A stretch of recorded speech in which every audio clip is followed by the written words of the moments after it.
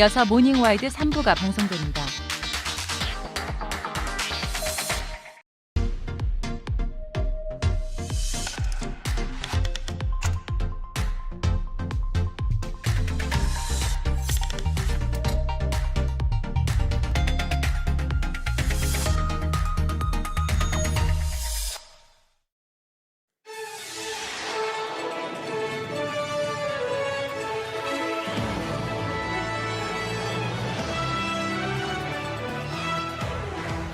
삼 년 전 뜨거운 관심을 받았던 한 주상복합 아파트. 상가 분양 당시 230개 점포 분양이 완판될 정도로 관심을 모았지만 기대와는 달리 입주 후 상인들은 고통에 시달리고 있다고 합니다. 어떻게 된 사연인지 날에서 취재했습니다. 자산을 불리기 위한 수단으로 주식 투자 많이 하시죠? 적은 금액으로 고수익을 낼 수 있기 때문에 우리나라 성인 30% 이상이 이 주식을 한다고 합니다. 그런데 누군가 고의로 주가를 조작해서 수익은커녕 빚만 떠안게 된다면 어떻겠습니까? 신종 주가 조작 수법에 대해 경제시사 플러스에서 낱낱이 파헤쳐봤습니다.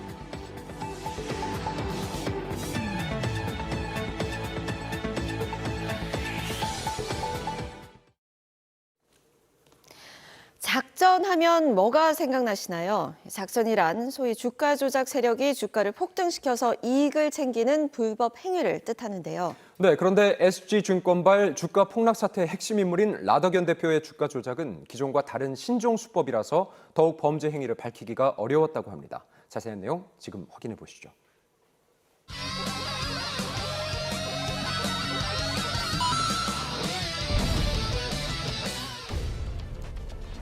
예상 투자자 약 1,000명. 예상 투자금 1조 원 추정. 이번 사태의 문제는 뭐냐? 선량한 사람의 돈을 불법한 방법으로 착취했다는 거거든요. 신종 주가 조작 혐의 라더견 사라진 8조 원. 보통의 주가 조작 사건은 어떤 특정 이제 집단이 다른 사람들을 이렇게 끌어들이는 게 아니라 자기네 집단 있잖아요. 몇 명, 그 주가 조작 세력. 자기네들끼리 하고 그리고 주가를 또 급격하게 올립니다. 흔히 말하는 작전이라고 하면은 보통 단타가 일반적이라고 이야기할 수 있는데 확 올리고 확 떠나는 게 일반적이고요. 하지만 라더견 씨의 수법은 달랐습니다.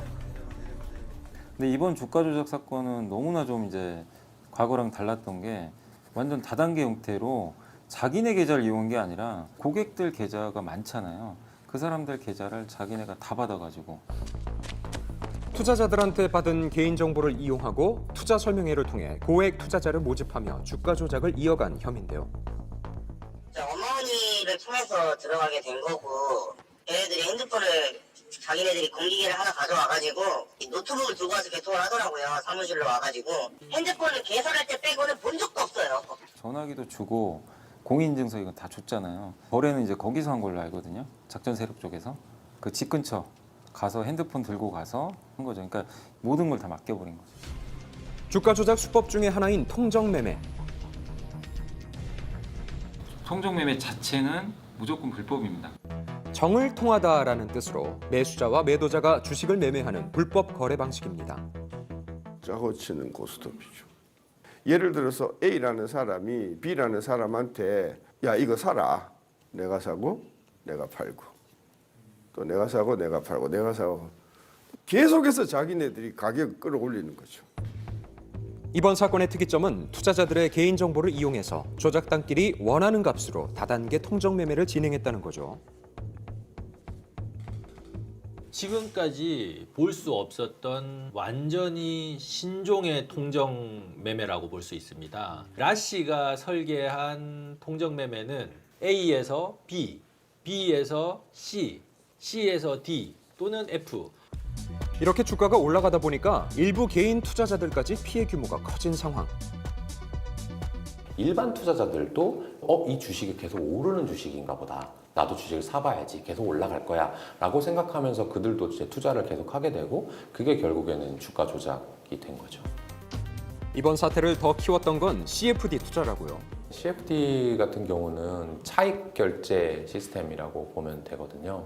내 돈이 아니라 증권사의 돈을 빌려서 투자를 하게 되거든요. A라는 투자자가 1억을 갖고 있는 사람입니다. 그럼 1억을 가지고 9억을 더 빌린 겁니다. 그래서 총 10억 원을 투자를 한 거죠. 그 주식이 실제로 2배가 올랐다라고 하면 20억이 될 거잖아요. 그러니까 9억을 빌려왔으니까 9억을 갚았겠죠. 실제로 수익이 10억입니다. 그런데 이 주식이 반토막이 난 거예요. 내가 빚을 9억을 빌렸잖아요. 9억을 갚기 위한 4억 손실과 원금 1억으로 최종 손실은 5억이 되죠. 깡통 차는 거죠. 독촉이 와요. 오늘 중으로 돈 넣어라. 안 넣으면 반대 매매한다. 이게 굉장한 위험을 가지고 있는 거다. 상승할 때는 대박이지. 내려갈 때는 완전 쪽박이다. 공개된 종목들의 공통점은 유통 물량이 적고 시세 조작이 쉽다는 점인데요. 정말 머리를 잘 썼다고 볼 수밖에 없는 게 하루에 0.51%씩 올린 거예요. 그러니까 이제 안 잡히죠. 이 정도 올리니까 티가 안 나는 거예요. 근데 그걸 3년 내내 하니까 주가 10배가 올라가 버린 거죠, 사실. 금융당국이 수사에 착수한다는 정보를 입수해 급하게 자금을 인출했고 주가가 폭락하자 일괄 매도한 걸로 추정되는데요. 지난 24일 꾸준히 오르던 8개의 종목들이 하루아침에 바닥을 향해 급하락했습니다. 이번 사태로 인해 시가총액 약 8조 4천억 원이 갑작스럽게 증발한 상황. 어제 검찰이 라더견 일당의 재산 약 2,642억 원을 동결 청구했고 피해자가 여러 명인데다가 피해금이 크기 때문에 피해자들은 집단으로 라더견 씨를 고소했죠. 사기죄, 배임죄, 범죄수익 은닉, 그리고 자본시장법 위반입니다. 투자 피해자들은 연체이자 문자까지 받으며 날마다 독촉을 받고 있다며 호소합니다. 저랑 와이프랑 해서 21억이요. 채무만 21억인 거고 여기서 원금까지 포함하면 뭐 피해 금액이 어마어마하죠. 뭐 신용 뭐 이런 거를 일으켜가지고 할 그런 게 있는지도 몰랐고 심지어 한 이틀인지 3일 지나니까 가압류가 바로 들어왔더라고요. 거리를 내쫓기게 생겼는데 뭐 파산밖에 뭐 답이 없죠 지금은. 통정거래를 인식하지 못했어도 개인정보를 줬기 때문에 책임이 아예 없지는 않다고요. 공인이 사줬다는 얘기는 사실 다 줬다는 얘기랑 동일하거든요. 뭐 일정 부분 사기를 도와준 꼴이다라고 보시면 될 것 같습니다. 1인 매매라 그러죠. 이거 맡겨서 하는 거. 이거는 저희 증권사도 있지만 증권사에 계좌 트시고 저희 직원분들이 있어요. 그분들하고 계약서 쓴 다음에 도장 찍고 증권사 직원이 대신 매매를 해줘요. 그건 합법입니다. 이건 불법이거든요. 금융실명제 위반에다가 이 차명이잖아요. 완벽하게. 유명 연예인이나 의사 등이 거액을 투자했다는 입소문에 의심 없이 투자했던 사람들. 약 1,000명의 투자자들 속 일부 소액 투자자도 피해 보상이 쉽지는 않을 전망이라고 합니다. 전혀 뭐 이런 통정 매매 이런 사실 모르고 들어가신 분들이 훨씬 더 다수인데 지금 어떻게 보면 주가 조작에 가담했다라는 그런 약간 프레임이 좀 형성돼 있잖아요. 주가 조작을 위해서 사용된 자금 자체를 투자자들이 편취를 당했다고 생각을 하기 때문에 인당 피해 금액이 5억이 넘는 분이 많아서 특경법상 사기로 주된 범죄 사실을 잡았고요. 물론 피해자 중에서는 주가의 시스템이라든지 주식 투자를 한 번도 안 해본 사람들은 또 모를 수도 있죠. 이런 사람들은 순수한 피해자라고 볼 수 있지만 어떤 시스템에 의해서 돌아가서 수익을 내는지 알았다고 한다면 그건 공범이 될 수도 있는 거죠. 과연 검찰에서 라더견 씨의 형량을 얼마나 구형할지가 주목되는데요. 법 조문대로 하면 무기징역까지 선고할 수가 있습니다. 현재 자본시장법에 따르면 손실액이 50억 원 이상인 경우 무기징역을 선고할 수 있습니다. 그런데 대법원 양형위원회에서는 이득액이 300억 원이 넘는 경우에 최대 15년까지만 형을 주도록 양형 기준을 설정해 놓았습니다. 검찰에서 기소를 안 하는 이런 비율도 굉장히 높고요. 그 다음에 집행유예가 나오는 경우도 굉장히 많습니다. 불공정 거래 대법원 선고의 비율을 보면 집행유예가 무려 40%. 미국의 경우 무관용 원칙이 확고한 나라 중에 하나인데요. 미국의 경제사범 버나드 메이도프는 폰지 사기로 150년형을 선고받고 12년을 복역하다가 옥중 사망했죠. 또 엔논사 CEO 제프 스킬링 역시 회계 부정으로 약 24년형을 선고받았습니다. 반면 2007년 우리나라의 희대의 주가 조작 사건인 루보 사태 주범은 불과 3년 6개월의 형량을 받았습니다. 또 주가 조작 혐의로 재판에 넘겨진 바이오 업체 대표 역시 지난 3월 무죄 확정되며 한국에서는 솜방망이 처벌이라는 논란이 일고 있습니다. 굉장히 솜방망이 처벌을 하기 때문에 단기간에 형을 복역하고 나와서 그걸로 재미를 봤잖아요. 그러니까 또 주가 조작을 하고, 주가 조작을 한 사람들은 다시는 주식 시장에 발붙이지 못하게 이렇게 하는 조치가 필요할 것으로 보입니다.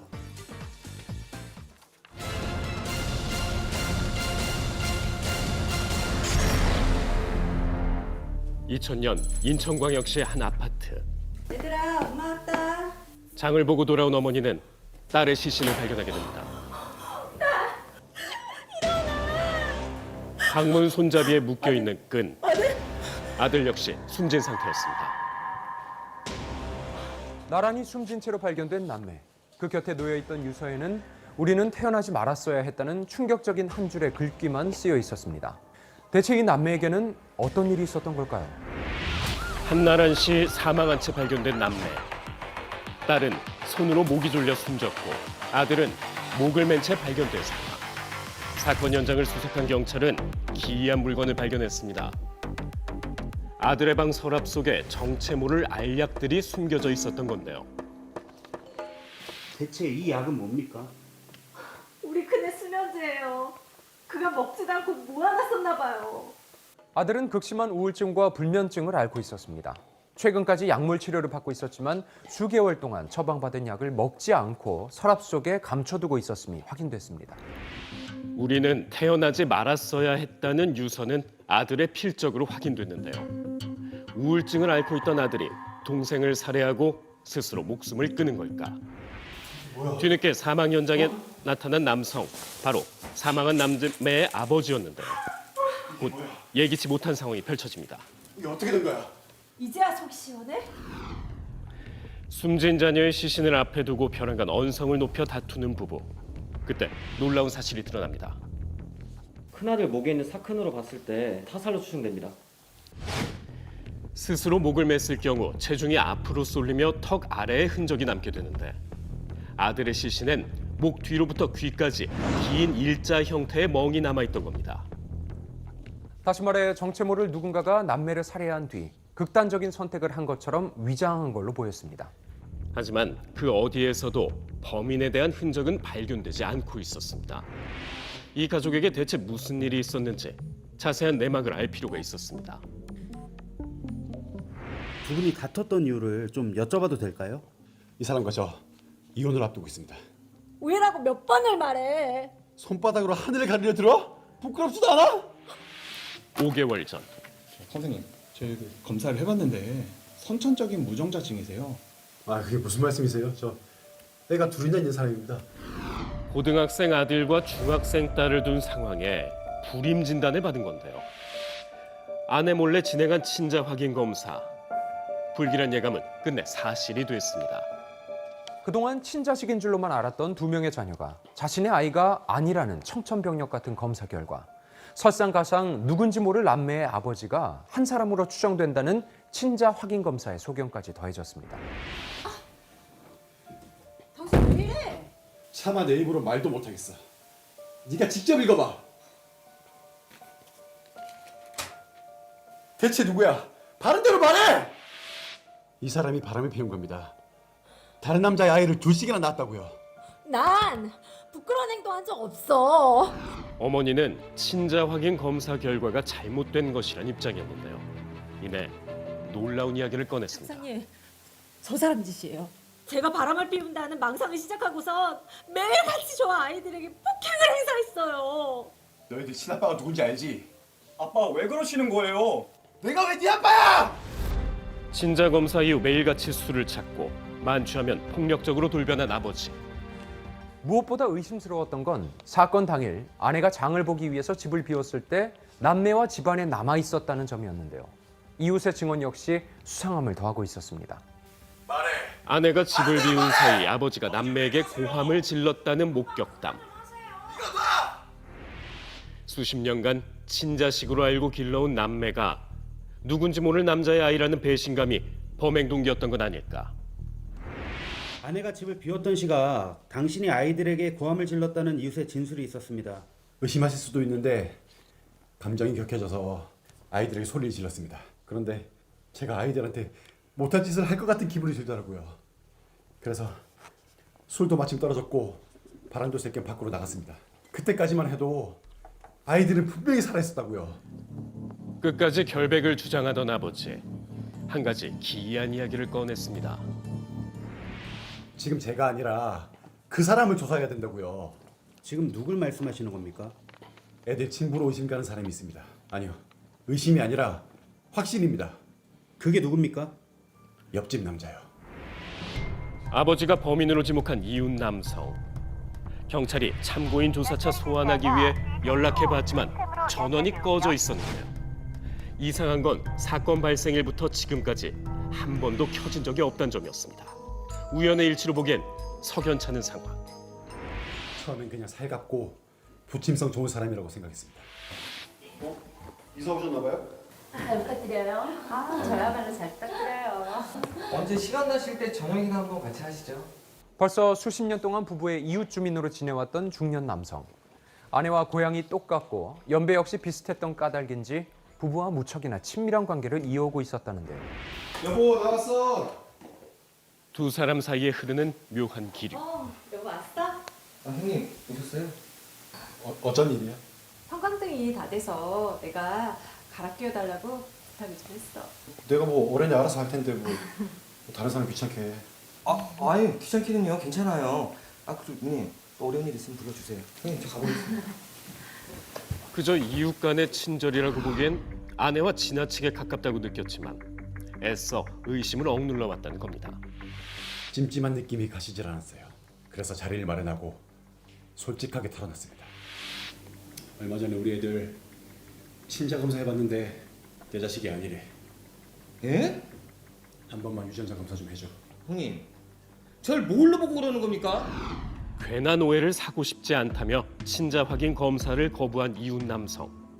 그럴수록 의심은 더욱 진실을 짙어졌습니다. 확인할 방법이 없을까 고민에 빠진 아버지는 심사숙고한 끝에 이웃 남성의 아내를 찾아가기에 이르렀습니다. 나가!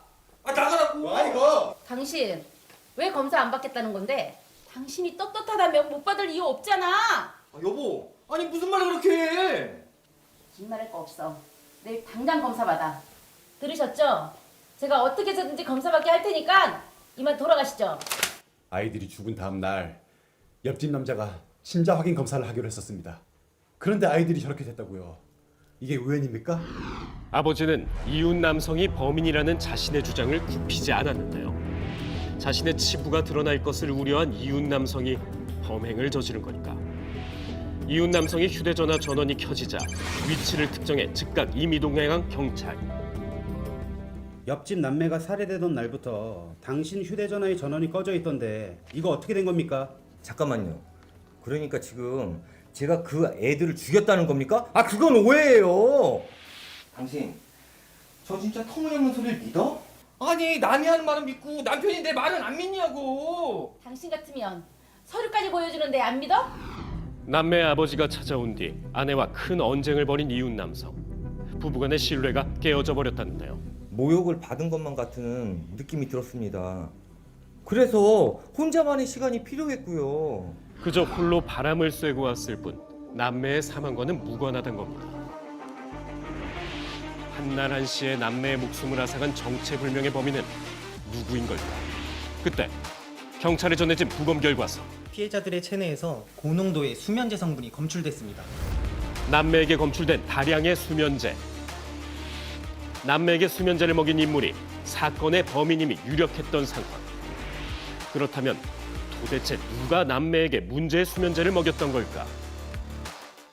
경찰은 한 가지 기이한 단서를 포착합니다. 남매의 어머니도 극심한 우울증을 앓고 있었고 8년 동안 항우울제와 수면제를 복용 중이었다는 건데요. 최초 신고자 신분에서 유력 용의자로 뒤바뀐 어머니.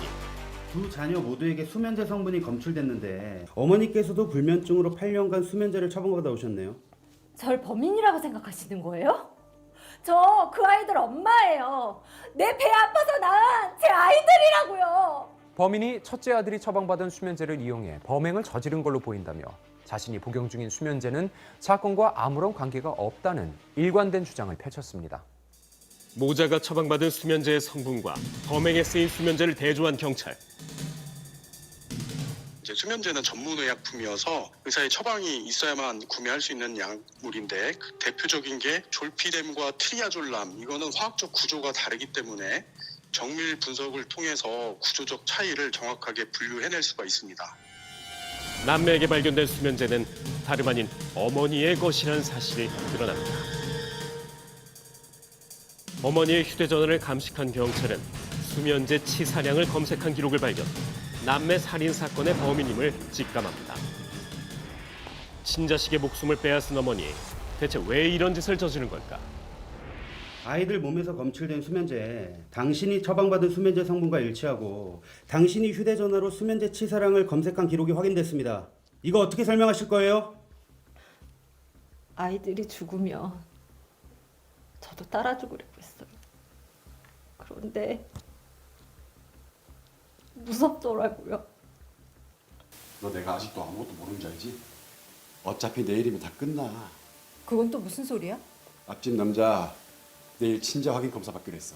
결과가 나오고도 똑같이 그렇게 말할 수 있는지 어디 한번 두고 보자고. 남편이 자신의 자식이 아님을 알게 된 후 극도의 초조함과 불안감, 그리고 남편에 대한 미안함에 사로잡힌 어머니는 사건 당일에 자녀를 살해하고 스스로 목숨을 끊겠다고 결심합니다. 남편이 집을 비운 사이 돌아온 아내. 아들, 딸. 엄마 왔어? 오셨어요? 엄마 왔어. 목마르지? 네. 음료수부터 한 잔씩 줄게. 네. 앉아. 수면제를 음료에 타서 남매에게 먹인 어머니. 그런데 두 아이를 차례로 살해한 후 두려움에 마음을 바꾼 겁니다. 수십 년간 쌓인 거짓말이 무너지며 그 틈에서 서서히 질식해갔던 범인. 아이들이. 끊어진 진륜이 채찍으로 돌아왔습니다.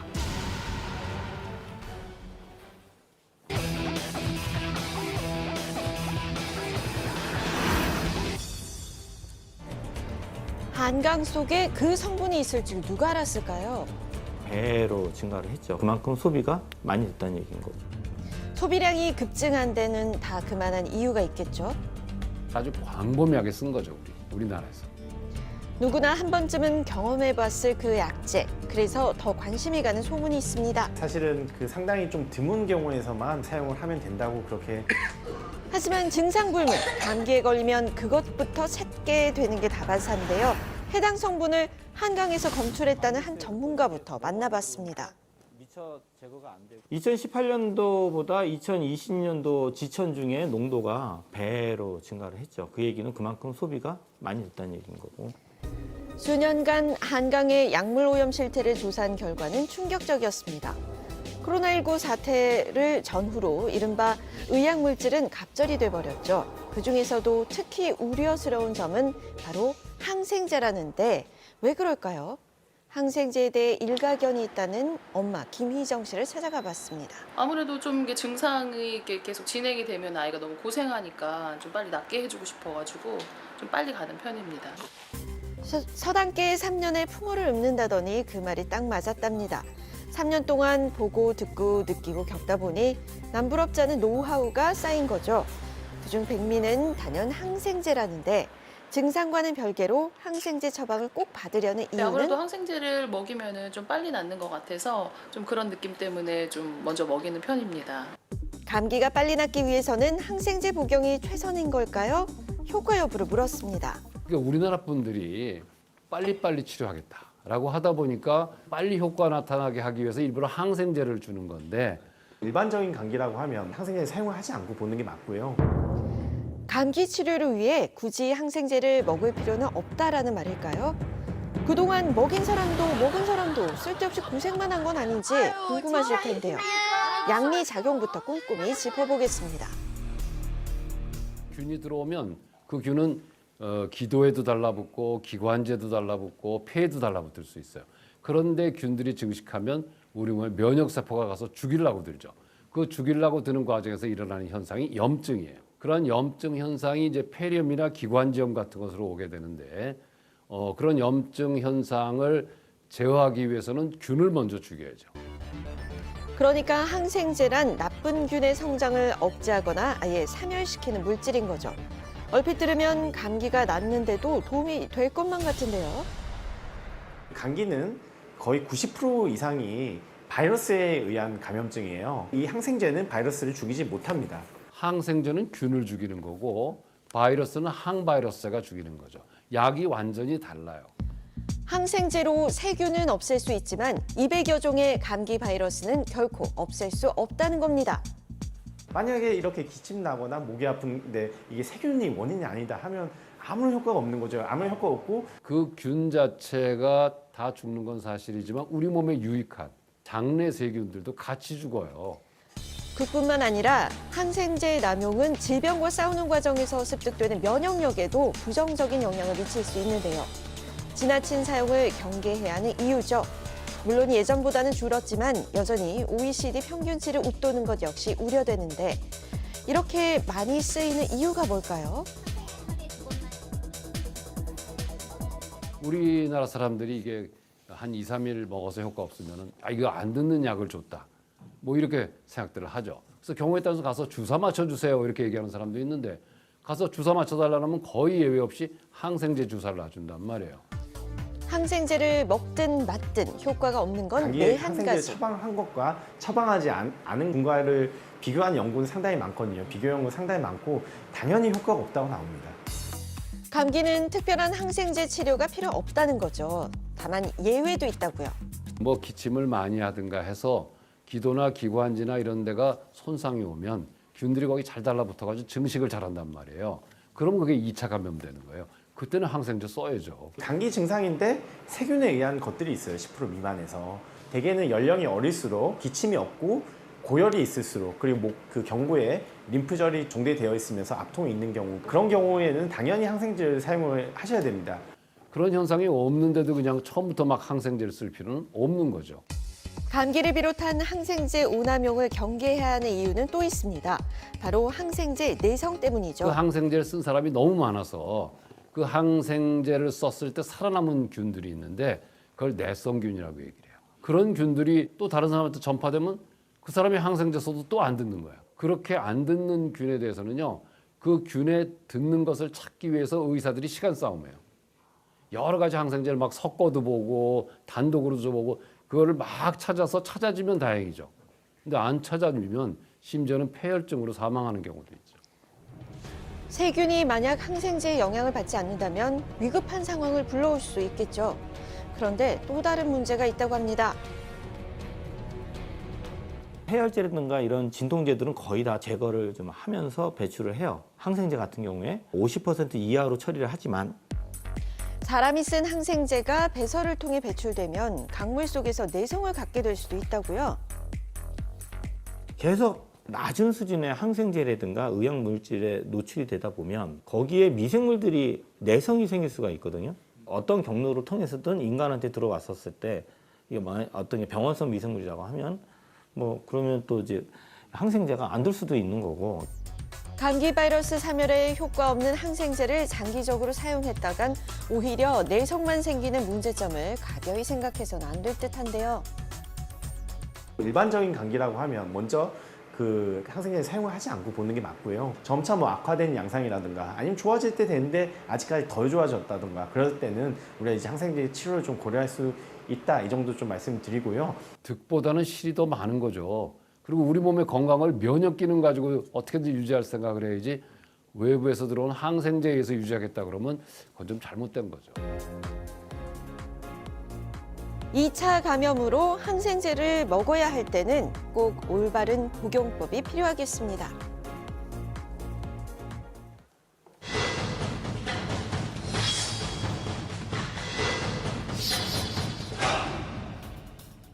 경기도의 한 주상복합 아파트 230개의 점포가 모두 분양이 되고 지난 2월 상가 입주를 시작했습니다.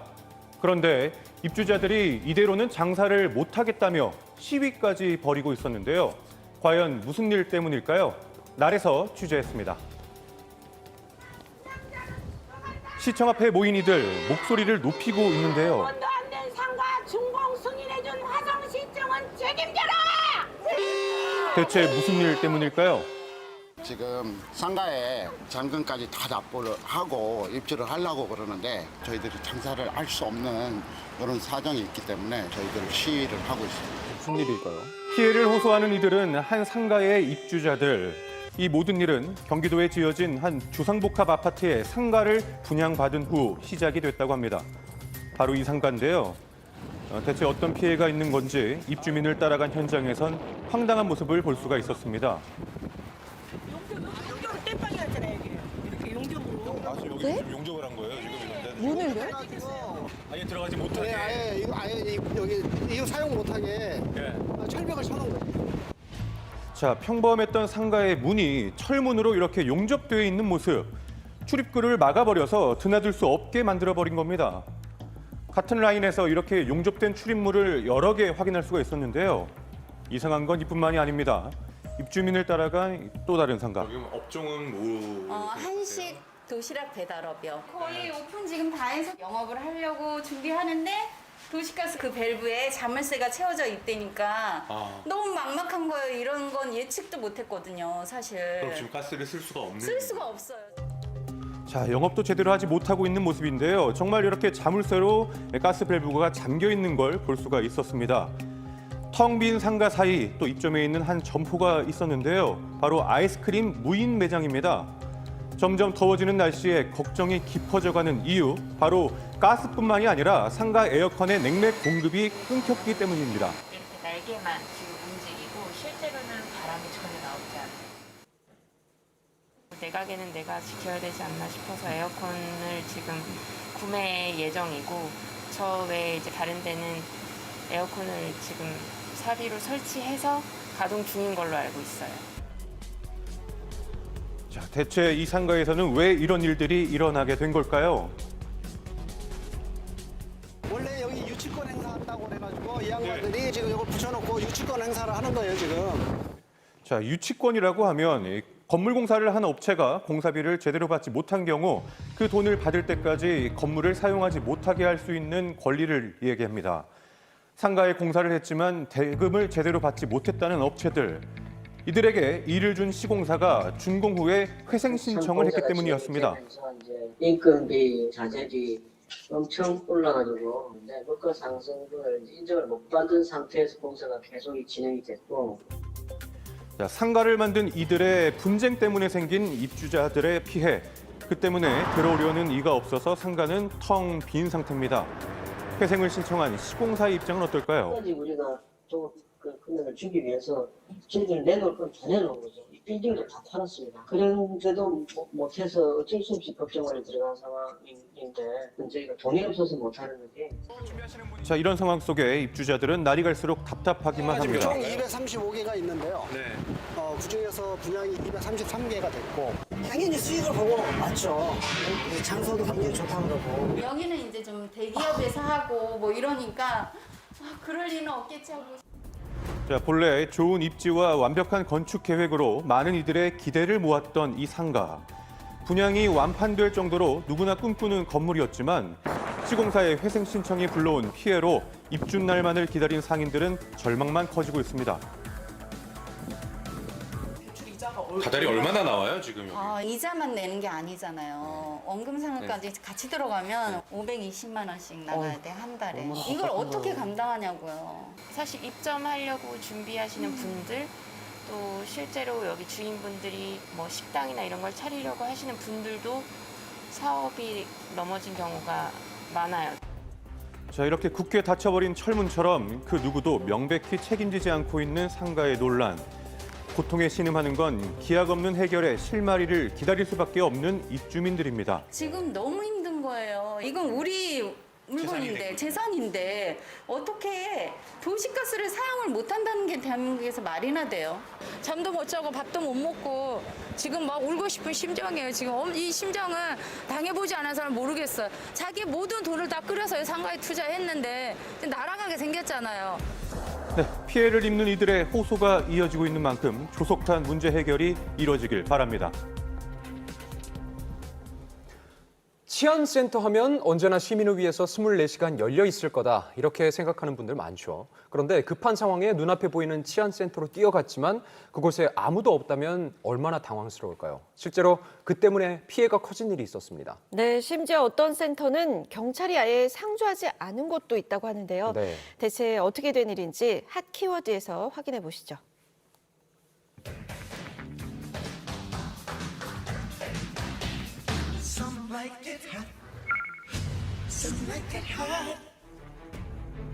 도로 위에 쓰러진 택시 기사를 향해 다가가고 있는 의문의 남성.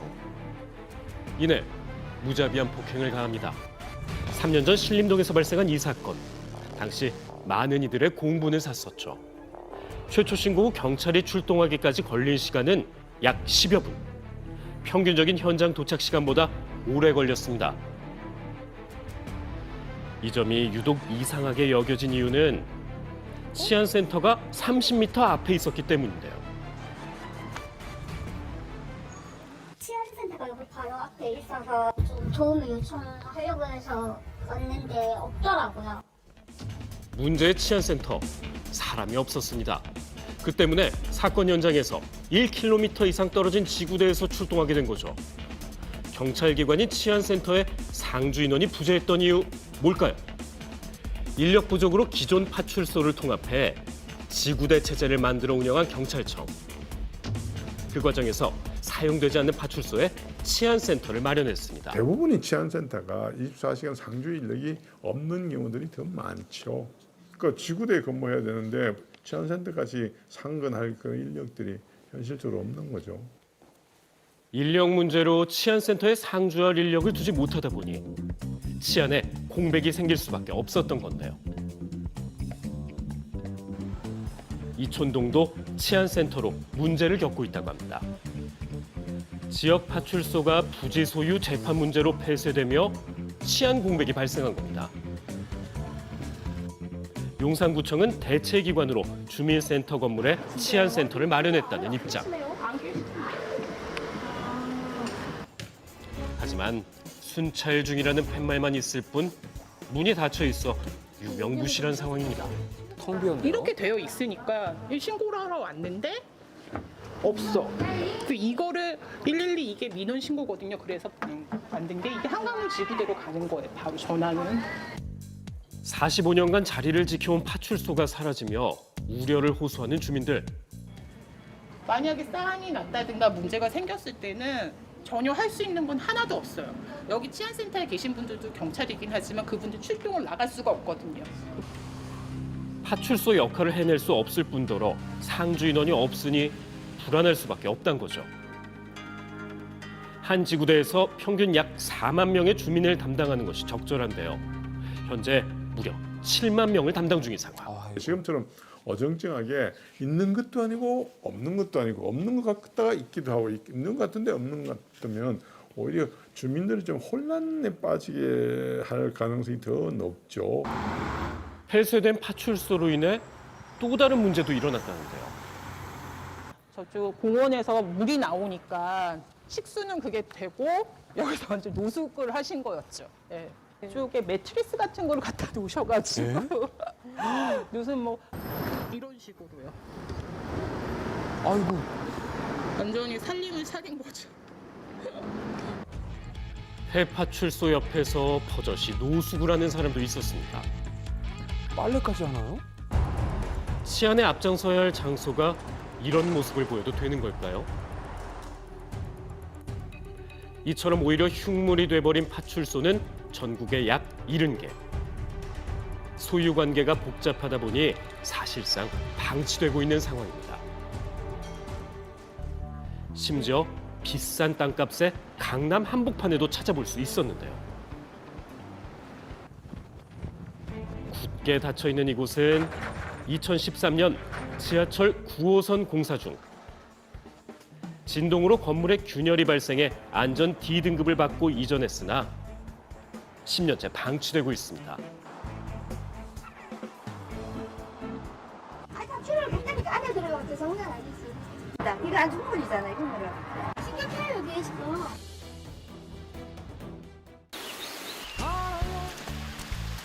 엄마와 함께하는 꽃구경. 발이 편해야 더 즐거울 수 있잖아요. 르무통을 신으면 기분 좋게 걸을 수 있어요. 걸어요. 편하게. 르무통. 커피 머신과 얼음 정수기의 절묘한 만남. 에스프레 카페잖아. 함께 할래? 이 시대 모두의 영웅들을 위해 준비했어요. 건강하시라고, 행복하시라고, 잘 자라라고. 가장 맛있는 것들만 넣어 영웅들에게 힘이 나는 별미죽. 냉이 불고기 현미죽, 본죽. 서울특별시 성동구 성수동. 많은 이들이 즐겨 찾는 번화가죠.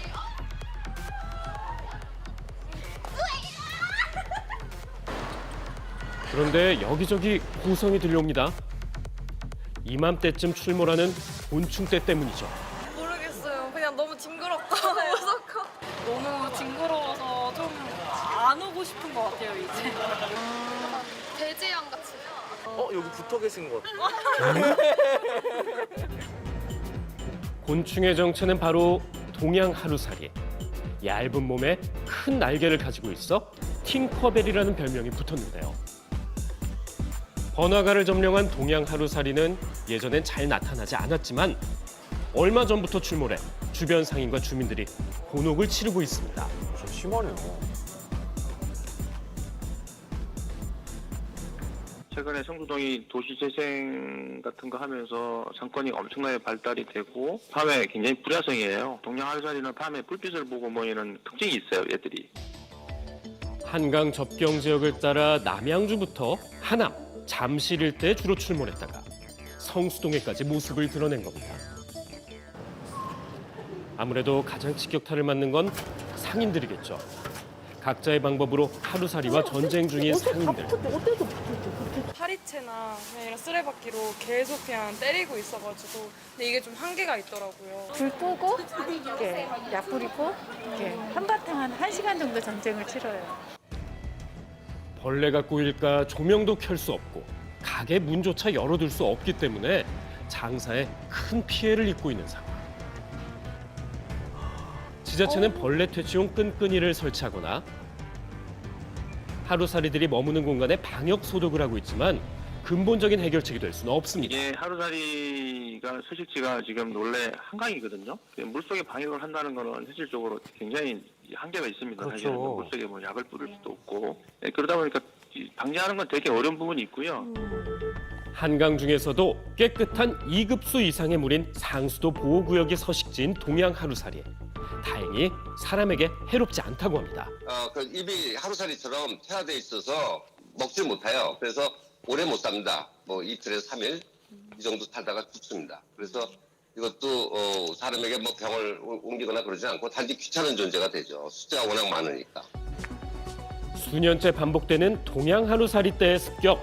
개체수 조절을 위한 근본적인 대책 수립이 필요해 보입니다.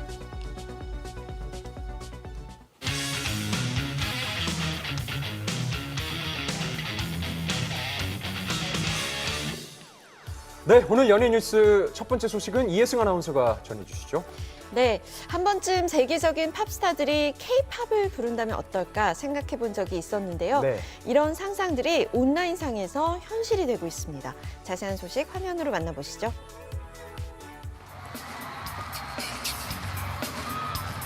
최근 온라인상에서 마이클 잭슨이 부른 K-팝 음악이 화제를 모으고 있습니다.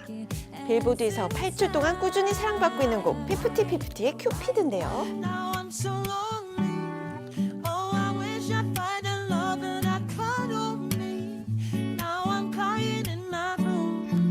깜짝 놀란 분들 많으실 것 같은데요. 특히 가장 그의 목소리와 비슷하다는 구간입니다.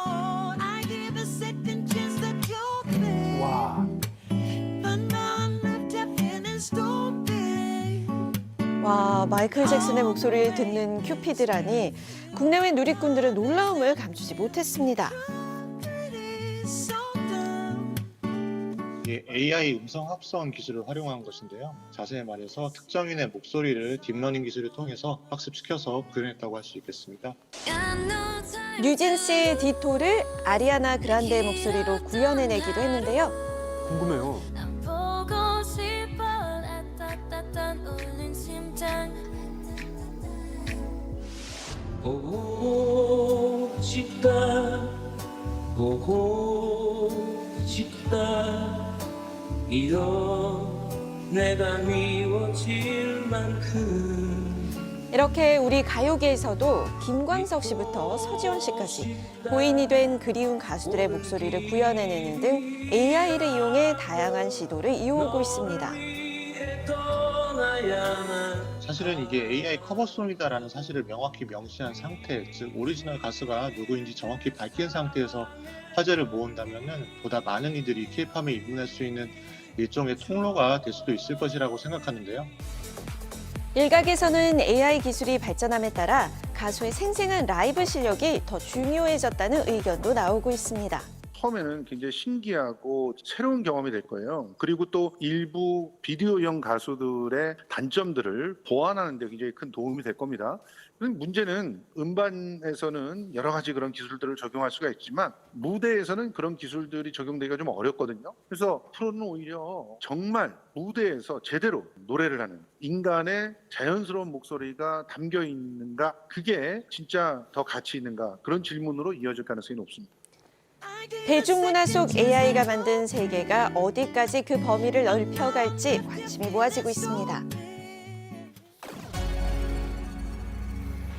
모닝와이드 시청자 여러분 안녕하세요. 반갑습니다. 저는 가수 김한선입니다. 네, 안녕하세요. 저는 박혜미라고 합니다. 박혜미 씨와 김한선 씨가 함께하는 뮤지컬 어게인 여고 동창생은 추억의 노래와 함께 고교 시절을 회상하며 8, 90년대 향수를 불러오는 작품이죠. 두 분이 어떻게 서로 원래 친분이 있으셨나요?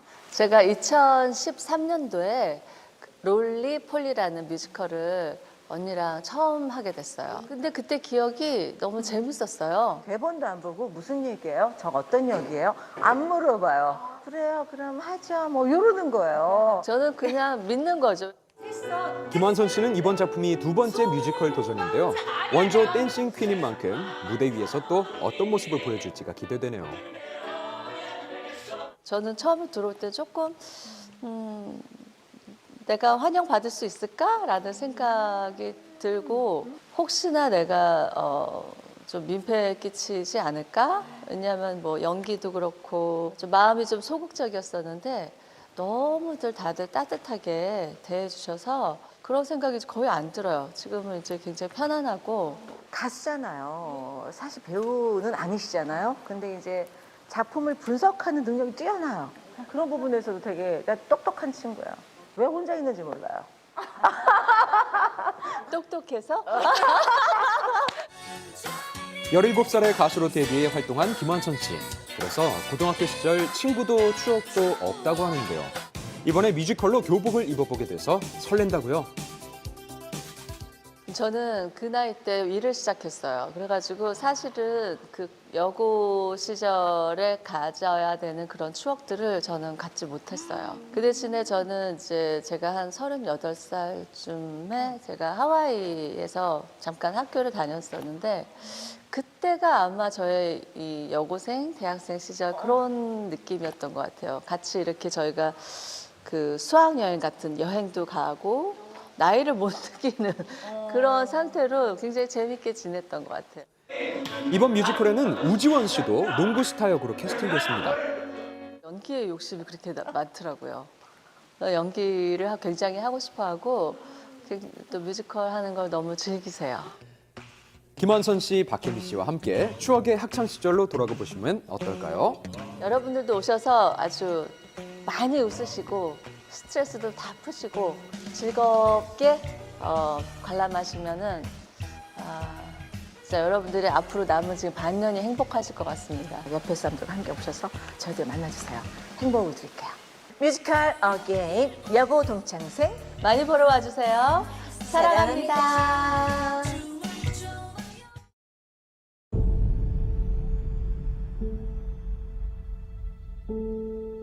당신이 꿈꿔왔던 SUV EV의 시작. 더 기아 EV9. Kia, movement that inspires. 요 며칠 한여름 더위가 기승을 부렸는데요. 네. 오늘은 전국이 대체로 흐리고 무더위가 한풀 꺾이겠습니다. 제주도와 남부지방에는 많은 비가 내린다고 하니 우산 잘 챙기시기 바랍니다. 네, 오늘은 5.18 민주화 운동이 일어난 지 43주기가 되는 날인데요. 신군부 세력에 맞서서 목숨을 다해 민주주의를 외쳤던 광주 시민들의 희생을 기리는 하루가 됐으면 좋겠습니다. 즐거운 하루 보내시고요. 저희는 내일 아침에 다시 인사드릴게요. 고맙습니다.